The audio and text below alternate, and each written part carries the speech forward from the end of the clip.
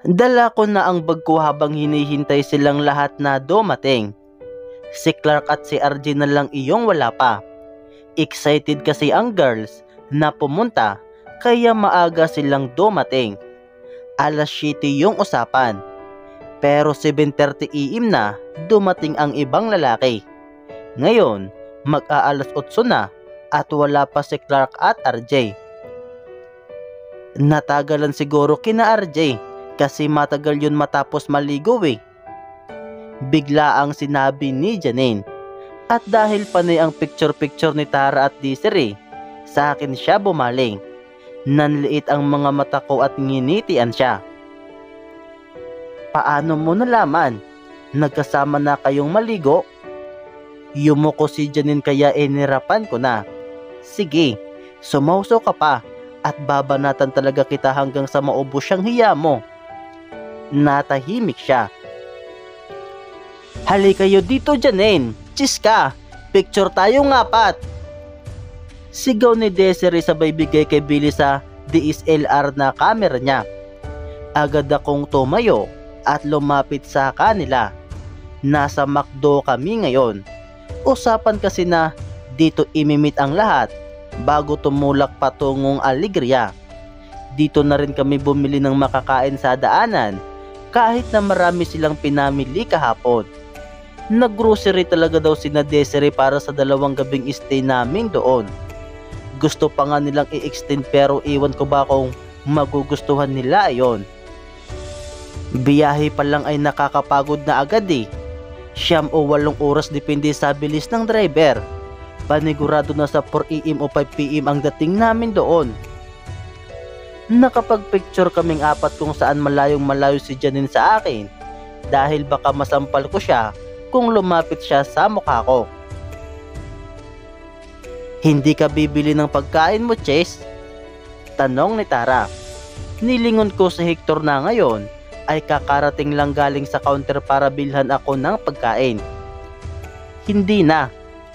Oy, anong oras kaya tayo dadating? Singit ni Desiree. Mga 4 or 5? Sagot ko. Umupo kami sa iisang table. Mukha talagang may pupuntahan kaming malayo. Naka-shoulder bag lang ako dahil may damit naman ako sa bahay.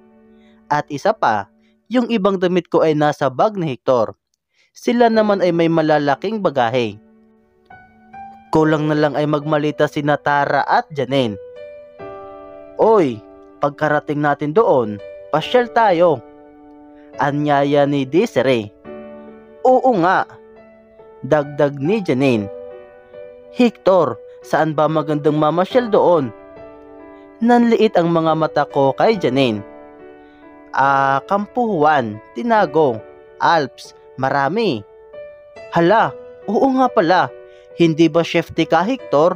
Anong course mo nung nasa Alegria ka pa? Usisa ni Tara. Agribusiness. Sagot ni Hector. Tumango silang lahat. Kaya pala hindi kayo magkakilala ni Chiska. Nilingon ako ni Hector. Nagkibit balikat ako. Wala akong sinabi na hindi kita kilala. Nag-assume lang sila na hindi tayo magkakilala. Kaya wag mo akong tingnan ng ganyan. Saan ba kayo nag-aral? Tanong ng naka-earphones na si JB. Sa Alegria Community College. Sagot ko. Hala, iyon na lang kaya ang una nating puntahan. Ani Desiree. Ha? Nalaglag ang pangako. Anong gagawin natin doon? Medyo napalakas kong tanong. Hindi ba may agribusiness na course doon? Siguradong may alam ang din nila sa iilang mga questions ni Sir. Paliwanag ni Desiree. Hindi. Walang pasok ngayon Activity din lang ang Sabado sa ECC. Kaya kahit pumunta tayo doon, ay baka wala na ang din. Students lang. Otas ko. Kahit na, pumunta tayo. Okay lang di ba yun, Hector? Tanong ni Desiree. Tumango si Hector at tumingin sa akin. Great. Just great. OMG. O sige. Pagkatapos, saan tayo? Tanong kong nakahalo kip-kip. Pagkatapos, syempre sa bahay ni na Hector, sabi ni Tara. Koreksyon, hindi bahay, mansyon niyon. Magparty tayo. Tumawa sila. Oy, huwag naman, nakakaya sa mama ni Hector. Nagmamarunong na sinabi ni Janine. Nanliit ang mga mata ko. Gusto ko siyang sigawan na wala ng mama si Hector at sana magpakamatay na siya, ngunit pinigilan ko ang sarili ko. Wala na akong parents, sabi ni Hector. Nanlaki ang mga mata nilang lahat sa sinabi ni Hector. Binaon siya ng mga tanong. Marami silang follow-up questions at halos silang lahat ay humanga sa kanya. Pag talaga politika, madugo, sabi ni Janine. Gusto mo mukha mo ang paduguin ko? Nahuli na ba yung mga nag-ambush? Tanong ni Billy. Oo, tsaka matagal na yun eh, sabi ni Hector. Tumunog ang cellphone ni Hector. Sumulyap muna siya sa akin bago tumayo at nagpaalam saglit sa buong grupo. Habang sinasagot niya ang tawag sa malayo, ay pinag-usapan naman siya ng lahat. Grabe, ang aga niya palang nawala ng magulang, sabi ni Tara. Kung tutuusin, second life niya na ito. Kasi 'di ba, sabi niya, dapat kasama siya sa parents niya nung inambush pero hindi siya sinama. Mabuti na lang. Singit ni Janine. Ikaw din 'di ba, Janine? Tumaas ang kilay ko. Second life mo na ito? Nalaglag ang panga ni Janine sa sinabi ko. Kasi dapat nung nakita kita, pinatay na kita eh. Pero di ko ginawa. Kasi hindi naman ako ganun kagaga. Tumawa siya pero halatang plastic. Talaga? Tumaas ang kilay ni Tara kay Janine. Iwan ko. Uminom siya ng coke at umubo dahil nasa maid. Oh, okay ka lang? Natatawang tanong ko habang hinihimas ni Tara at Desiree ang likod ni Janine dahil panay ang ubo niya. Dumating si Hector at nakitang umuubo si Janine. Ayan kasi. Natatawa ko pa rin sinabi. Napatingin si Hector sa akin nang nakakunot ang noo. Ipinagkibit balikat ko na lang ito. Buti pa nga ang mga lalaki, walang pakialam. Panay lang ang pakikinig nila sa kanilang cellphone. Oh, andito na pala sila, sabi ni Billy sabay turo sa kararating lang na si Clark at RJ. Nakipag high five sila. Tama ang bruhang si Janine. Si RJ nga ang dahilan kaya sila natagalan. Medyo bad trip si Clark. Kainis si RJ, ang tagal nagbihis. Anya, umirap ako. Nagipiyo ni Clark kaya nanliit ang mga mata niya sa akin. Let's go, sabi ko sa kanilang lahat. Sino ang sasakyan ko? Tanong ni Clark. Kami. Sabay-sabay silang nagpataas ng kamay. Halatang ayaw nilang doon kay Hector dahil medyo nai-intimidate sila kay Oliver at maging kay Hector. At isa pa, mas close na kaibigan si Clark kaya doon nila gusto. Ikaw, Chiska, saan ka? Tanong ni Clark. Syempre sa akin. Medyo iritadong sagot ni Hector. Luminga si Desiree sa dalawa at tumingin sa akin. Nagtaas siya ng kilay at hinila ako habang nag-uusap silang lahat kung kanino sasakay. Ano, front seat ka? Baka may chance pa. Ani Desiree. Kinilabutan ako sa sinabi ng kaibigan ko. May chance pa kay Clark? In his face, kahit anong mangyari wala ng chance. I am owned by someone else. Iyon na yon. Umiling ako at tinanggihan siya.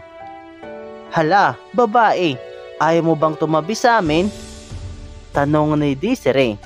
Nagtatawanan na ang mga boys sa di malamang dahilan.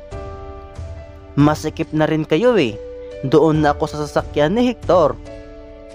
Masikip din naman sa kanila, Chase. Dalawang driver sa harap, di ba? Tanong ni Clark. Malaki naman ang sasakyan ko. Giit ni Hector. Umiling si Clark at nakita kong nag-igting ang bagang ni Hector dahil sa reaksyong ipinakita ni Clark. Ngumuso ako at naisipang magsalita.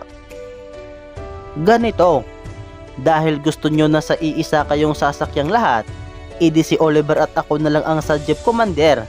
Ilagay nyo ang iilang baggage sa sasakyan ni na Hector para hindi kayo masikip sa kay Clark.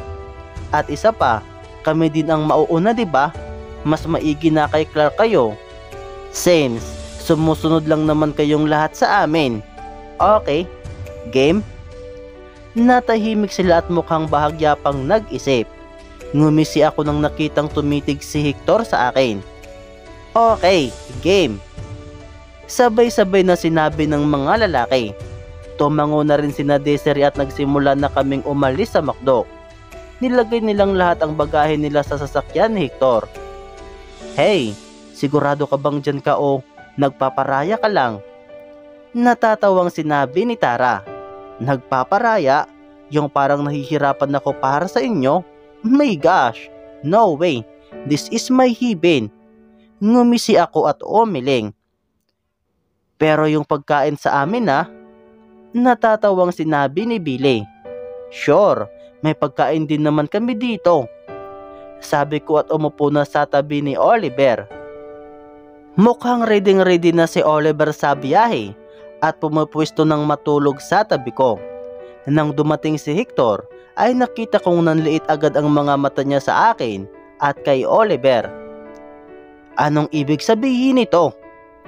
Mariing tanong niya. Bahagyang tumalon si Oliver dahil sa tanong ni Hector. Ano ba kasi? Dito ako o sa likod kayo? Tanong niya. Nalilito ako. Baka gusto nyo sa likod ng malaya kayong makapaglampungan?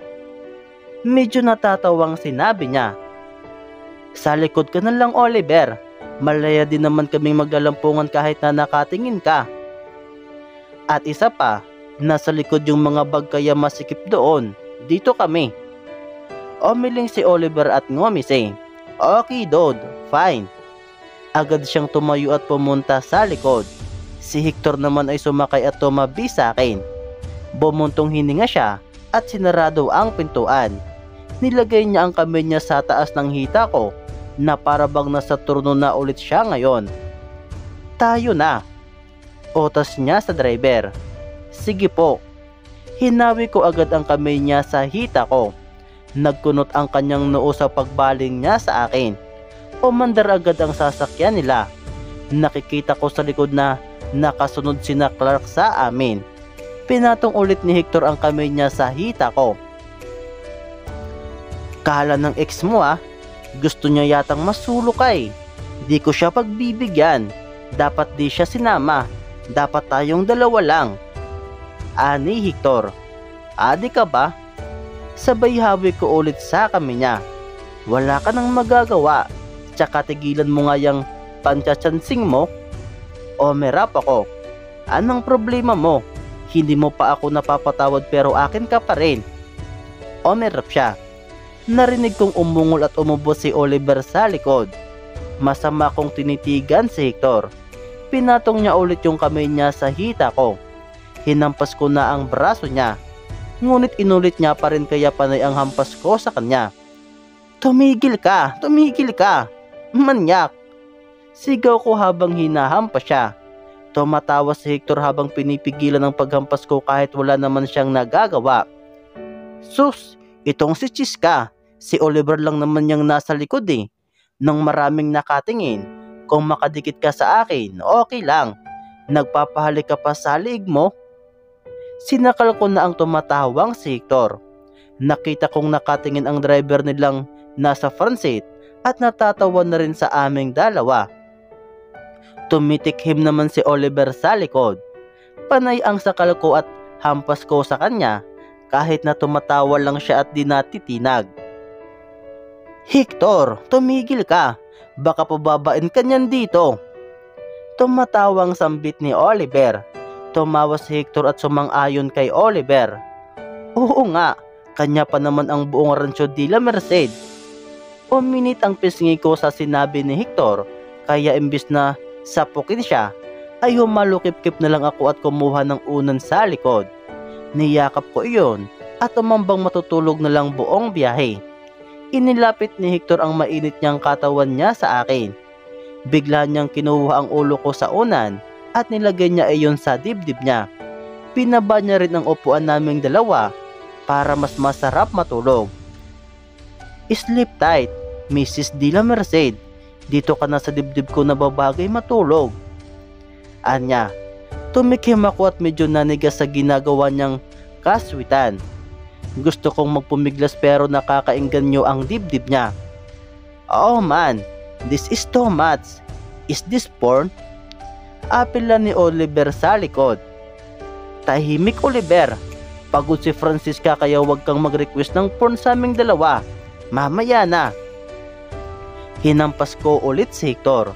At iwan ko ba kung bakit panay ang kurot ko sa inis sa kanya buong biyahe. Natitigil lang tuwing kumakain o naiidlip ako. Tuwing gising ako ay wala akong ginagawa kundi ang sakalin at kurutin siya sa inis. Nagising na lang ako nang dumating ang sasakyan. Agad akong napatalon dahil nakita ko kung nasaan kami. Kitang-kita ko ang gitnang Alegria Community College sa harap naming lahat. Inayos ko ang buhok ko at tiningnan ang loob. Nagulat ako dahil Sabado ngayon, ngunit maraming tao. Anong meron? Tanong ko. Laro ng Camino Rail, Titans versus Alegria Knights. Tikhim ni Oliver. Gandang timing.